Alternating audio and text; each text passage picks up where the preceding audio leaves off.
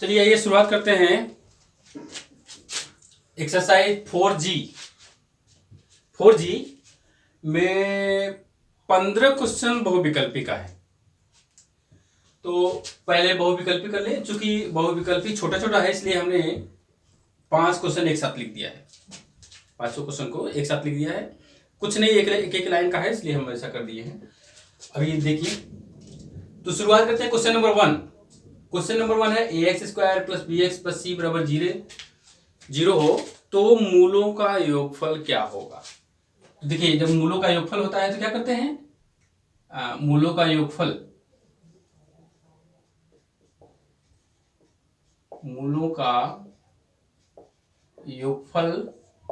बराबर क्या होता है, माइनस लगा देते हैं x का गुणांक b और बटे x² का गुणांक a।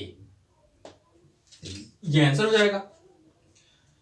क्वेश्चन नंबर 2 में है x² - x - 1 = 0 का विविक्त कर b² - 4ac। विविक्त कर क्या होता है, डिस्क्रिमिनेंट b² - 4ac होता है। उसके लिए हमको a b c ज्ञात करना होगा। तो a तुलना करेंगे तो यहां पर मिलेगा a = 1, b = -1, a जो है x² का गुणांक 1 हो गया, b x का गुणांक -1 और c अचर पद -1। तो b² - 4ac निकाल लें। विविक्त कर यहां पर लिख दीजिए, विविक्त कर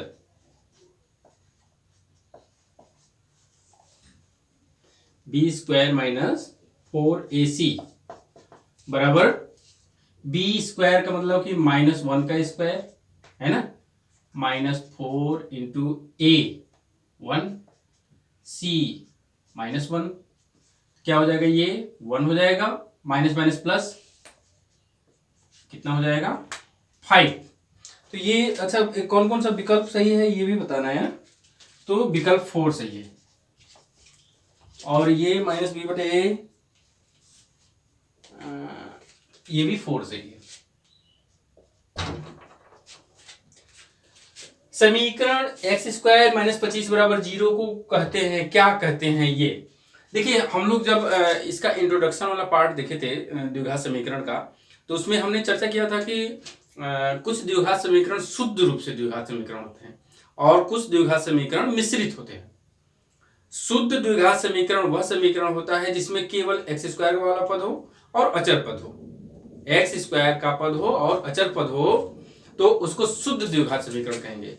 और जब x² के साथ x भी आ जाए और अचर पद भी आ जाए तो हम उसको कहेंगे कि मिश्रित द्विघात समीकरण है। यानी x² के साथ x भी आवे अगर तो मिश्रित, और x² के साथ केवल अचर पद आवे तो हम कहेंगे उसको शुद्ध द्विघात समीकरण। तो यहां पर x² के साथ अचर पद केवल आया है, ठीक है, इसमें x कहीं पर नहीं है, तो इसको शुद्ध द्विघात समीकरण कहेंगे। शुद्ध द्विघात समीकरण, ये कौन सा विकल्प सही है, शुद्ध द्विघात समीकरण 2। क्वेश्चन नंबर 4 है, दो संख्याओं का योगफल 7 है और गुणनफल 12 है, तो संख्याएं होंगी। दो संख्याओं का योगफल दिया है अल्फा प्लस बीटा, मान लेते हैं दो संख्याएं अल्फा और बीटा है, तो अल्फा प्लस बीटा बराबर 7 और अल्फा बीटा बराबर दिया है 12, ठीक है। तो अल्फा माइनस बीटा का होल स्क्वायर अगर हम करें तो ये हमको मिल जाएगा अल्फा प्लस बीटा का whole square minus 4 alpha beta, तो ये हो जाएगा 7 का स्क्वायर -4 गुणे अल्फा बीटा का मान 12, 49 - 48 यानी कि 1। तो अल्फा माइनस बीटा बराबर हो जाएगा 1। एक का वर्गमूल निकालेंगे तो हम +1 ले लिए हैं। अब इसको हल कर देंगे, जोड़ेंगे तो हमको मिल जाएगा 2 अल्फा,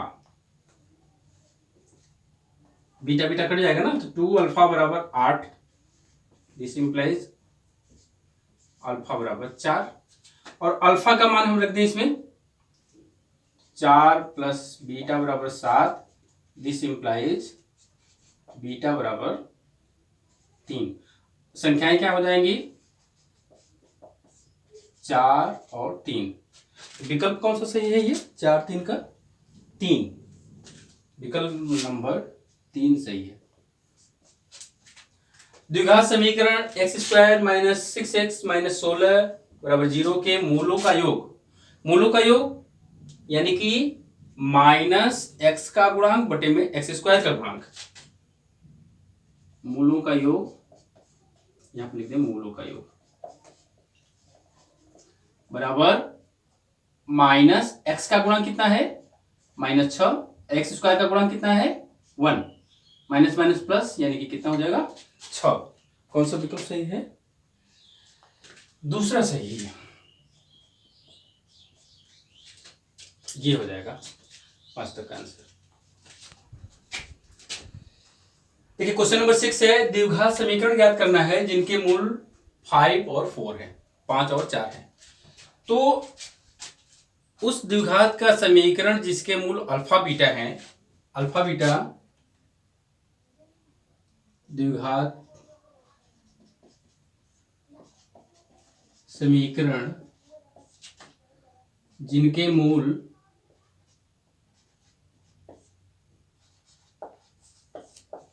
अल्फा बीटा हों, क्या होता है? X square minus alpha plus beta into x plus alpha beta बराबर 0 होता है।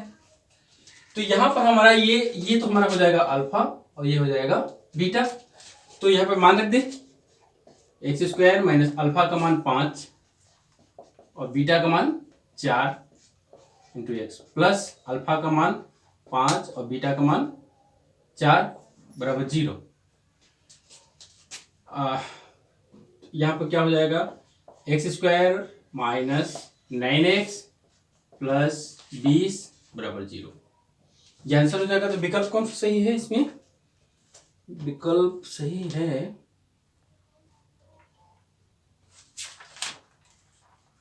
क्वेश्चन नंबर 6 है ना, चौथा विकल्प सही है इसका। ये हो गया। समीकरण 3x स्क्वायर माइनस 48 बराबर 0 के मूल होंगे, ये क्वेश्चन नंबर 7 है। तो इसमें देखिए क्या है, 3x स्क्वायर माइनस 48 बराबर 0, 3 कॉमन ले लें, एक्स स्क्वायर माइनस 16 बराबर 0, ये तो 0 होगा नहीं, क्या हो जाएगा? एक्स स्क्वायर माइनस 16 बराबर 0, ये होगा। 16 को उधर भेजें बराबर 16, एक्स बराबर क्या हो जाएगा? प्लस माइनस 4, 2 मूल हो गए। तो प्लस माइनस 4 है के मूल होंगे तीसरा, थर्ड। क्वेश्चन नंबर 8 समीकरण के मूल होंगे, अच्छा ये भी क्वेश्चन नंबर 7 की तरह है। एक्स स्क्वायर प्लस 4x बराबर 0, एक्स कॉमन ले लें तो x प्लस 4 बराबर 0। अब ये देखिए x बराबर 0 और x प्लस 4 बराबर 0, तो x प्लस 4 बराबर 0 से क्या मिलेगा हमको? -4। अतः मूल क्या हो जाएंगे? मूल बराबर 0 -4। कौन सा विकल्प सही है? 0 -4 पहला विकल्प सही है। समीकरण क्वेश्चन नंबर 9 है, समीकरण x square plus b x plus c के मूल बराबर होंगे यदि, देखिए द्विघात समीकरण में मूल बराबर कब होता है? जब विविक्त कर 0 हो जाता है, यानी कि बी स्क्वायर माइनस 4ac बराबर 0 होता है, तब मूल बराबर होता है। तो मूल बराबर होंगे, यहां पर लिखेंगे मूल बराबर होंगे यदि बी स्क्वायर माइनस 4ac बराबर 0, और यहां से देखिए b, तो ये वही चीज है, x का गुणांक b, ये सारा चीज वही है, इसी से ही ये फॉर्मूला आता है। तो हम क्या करें, बी स्क्वायर को उधर भेज दें, बी स्क्वायर को इधर और 4ac को उधर, तो b बराबर क्या हो जाएगा? 4ac अंडर रूट में 4 का वर्गमूल निकल जाएगा 2√AC। प्लस माइनस है, लेकिन देखिए दोनों लिया है कि नहीं, दोनों नहीं लिया है, प्लस लिया है, तो b बराबर 2√AC और विकल्प का आंसर है थर्ड वाला। क्वेश्चन नंबर 10, समीकरण x/8 प्लस 8/x के मूल होंगे। मूल पूछ रहा है तो x/8 बराबर 8/x, x का इधर पूरा कर दीजिए, 8 का इधर, तो हमको मिलेगा क्या, x² बराबर 64, तो x² बराबर √64 प्लस माइनस, यानी कि x के मान हो गए प्लस माइनस 8। क्वेश्चन नंबर 10 का तो विकल्प है तीसरा। के मूल होंगे ये 2x, क्वेश्चन नंबर 11 में है 2x² - 5x + 4 बराबर 0 के मूल होंगे। के मूल होंगे ये पूछ रहा है कि वास्तविक होगा, काल्पनिक होगा, समान होगा, असमान होगा, ये तो इसका हम विविक्त कर निकाल दें। a बराबर 2, b बराबर -5 और c बराबर 4। तो विविक्त देखिए, मूलों की प्रकृति हमारा विविक्तकर पर भी निर्भर करता है, उसी पर ही निर्भर करता है, जैसा विविक्तकर का मान होगा मूलों की प्रकृति उसी तरह से होगी। तो b² - 4AC ये हो जाएगा -5 का स्क्वायर -4 इंटू a का मान 2 और c का मान 4, ये हो जाएगा 25, 4 9 832 -7, क्या हो गया, काल्पनिक, काल्पनिक हो गया। तो वास्तविक इनमें से कोई नहीं, वास्तविक नहीं, इनमें से कोई नहीं, चौथा विकल्प सही। समीकरण 2x² + 5x + 3 बराबर 0 के मूलों के चिन्ह होंगे। चिन्ह पूछ रहा है, देखिए यहां पर दोनों मान धनात्मक है, तो जब इस तरह से द्विघात समीकरण मिले तो मूल हमेशा ऋणात्मक मिलेंगे। दोनों मूल क्या होंगे, ऋणात्मक होंगे, ऋणात्मक, दोनों मूल ऋणात्मक, तो विकल्प कौन सा सही हो जाएगा, दोनों मूल ऋणात्मक, थर्ड वाला हो जाएगा सही।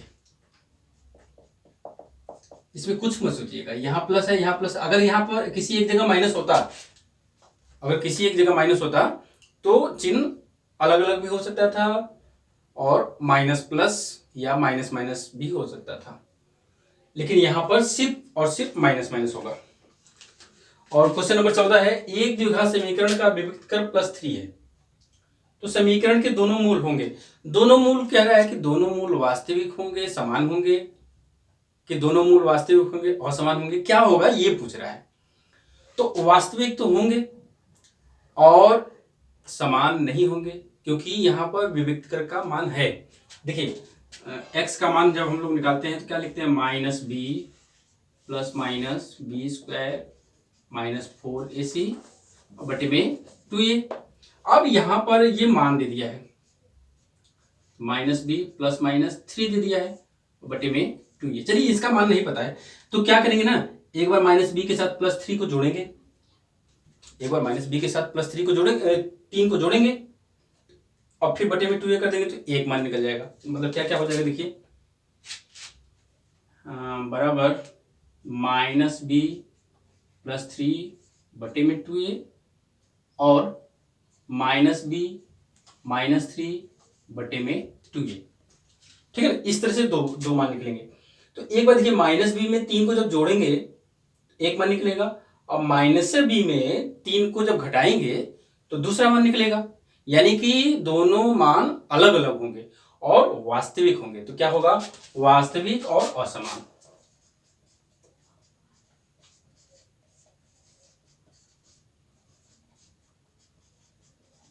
कौन सा विकल्प सही है, वास्तविक असमान, थर्ड, ये थर्ड सही हो जाएगा। क्वेश्चन नंबर 14, दिया हुआ समीकरण x और ब्रैकेट में x - 3 के मूल होंगे, क्या होंगे ये पूछ रहे हैं। तो देखिए इस तरह का पहला सवाल पहले हम लोग लगाए सवाल, चलिए छोड़िए। तो जब x और x माइनस 3 बराबर 0 दिया हुआ है तो या तो ये 0 होगा या तो ये 0 होगा। जब ये 0 होगा तो हमको मिल जाएगा x बराबर 0, यानी कि एक मूल पता हो गया। दूसरा है x माइनस 3 बराबर 0, 3 को उधर ले जाएंगे तो x बराबर क्या हो जाएगा 3, है ना। तो मूल क्या हो जाएंगे, मूल बराबर 0 और 3। क्या विकल्प है, 0 और 3, 4, चौथा विकल्प। क्वेश्चन नंबर 15, समीकरण 4x square minus 12x plus 9 बराबर 0 के मूल होंगे। मूल होंगे पूछ रहा है कि वास्तविक होंगे कि वास्तविक असमान होंगे, वास्तविक बराबर होंगे, क्या होगा।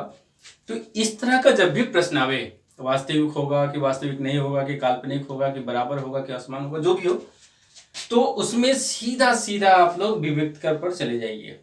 विविक्त कर का मान निकाल दीजिए, जैसा उसका मान आता है उसी पर सब निर्भर करेगा।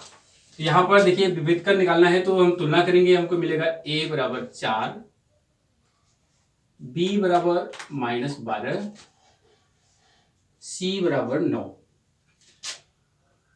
b स्क्वायर माइनस 4ac निकाल लें। b का मतलब हो गया -12 का वर्ग -4 गुणे 4 गुणे 9, ये कितना हो गया 144, 4 चौको 16, 16 9 144, 0। जब विविक्त कर 0 हो जाता है तो मूल समान हो जाते हैं, है ना। Minus B plus minus under root में बी स्क्वायर माइनस 4 यानी कि विविक्त कर जब वो 0 हो गया तो माइनस बी के साथ प्लस माइनस का कोई मतलब नहीं रह जाएगा। तो मान क्या हो जाता है, सिर्फ -b/2a, यानी कि समान मान होगा। तो यहां पर मूल क्या होगा, मूल समान, मूल समान। अच्छा वास्तविक क्या है, वास्तविक और बराबर, यहां पर लिखेंगे वास्तविक। वास्तविक इसलिए कह रहे हैं कि -b/2a रहेगा ना, -b/2a रहेगा तो वो वास्तविक मान हो जाएगा, वास्तविक और बराबर। विकल्प कौन सा सही हो जाएगा, विकल्प सही हो जाएगा तीसरा, ये।